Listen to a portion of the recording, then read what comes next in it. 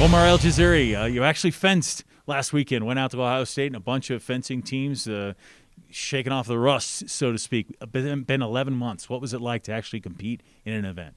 It was a lot of fun, Brian. You know, we were the only team that flew to Ohio State. We had 10 other teams that drove around a couple of hours, so you can imagine how tense and stressful was it for our cadet, but we played very well. We stepped up and just performed, so very, very proud of my cadets. And you stayed safe for the most part, but what did it mean to your cadets to actually see that they can compete and that this season will continue? Not a lot of events, but they will be able to compete. Huge. I insisted that we must go to that one. This is the only away meet we will travel to. So I want to make sure that my seniors get one more away event there. And then also I needed to give that experience to my freshmen. Our freshmen didn't have any college experience.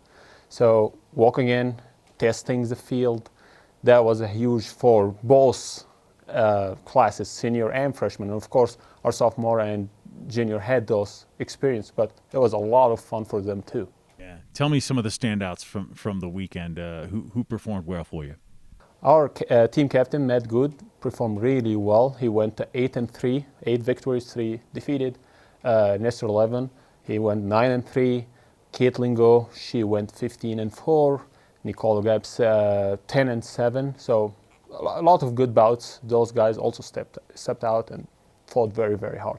Being that it's such a strange season and now you don't even compete again until the beginning of March, although it'll be here at home, how do you stay good? How do you stay in shape? What are you doing? Well, given the circumstances and the life we're living in right now, most important thing, stay healthy, social distance. That's my first plan here. And just to come back from that strong meet, we've learned a lot. We had some goals. We hit all these goals. Coming back now, reset and prepare for the next meet. We have 4 college coming to us, 3 college and us as the 4th. So Stanford, UC San Diego, and Incarnate Word. Those are the 3 that compete in our region.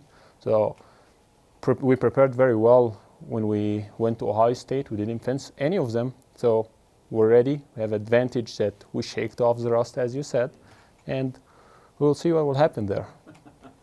How have you talked to your athletes about just kind of everything that's happening in the world with this pandemic and everything, but yet somehow, and especially in fencing, to stay so focused to be able to compete when all of this is going on around us? You can also imagine how stressful it is. As you've seen our gear, we have a mask on. Now we have to add another mask on. So everybody in the tournament was wearing the mask, the face mask under the mask. So you can imagine how uncomfortable this is for any fencer. So the fact is, everybody dealing with this smother and just stepping in and playing, that's already required an extra focus. My athletes were there. We are coming down from an altitude level to a sea level, so it was a little bit of advantage for them. But in the meantime, all we needed to do is to focus and play one touch at the time, one bout at a time, and learn and play. Yeah. So with this being that that was your first competition, you have 2 left. Basically, one at home and then the NCAAs. How are you approaching it? What's the mindset your athletes need to be in, knowing that there's so little competition? More stress for sure for them, because it's you win a bout, you put it on your pocket, you lose a bout, it counts against you, because the way it will work, there will be no regional this year. So the qualification system will be very stressful. There's not a lot of opportunities. So once you step in the strip, you need to know you need to take every single opportunity that's available for you. So we will work on those on practice. We'll definitely do a lot of situational bout and a lot of stressful situation to prep our athletes, and we will be ready. We got a month. I'm curious. You say put them in stressful situations in practice. I'm just curious. How do you do that? Many things. So, for example, we just put a light on our athletes. We have a bout that everybody's sitting and watching that bout. That's a simple thing.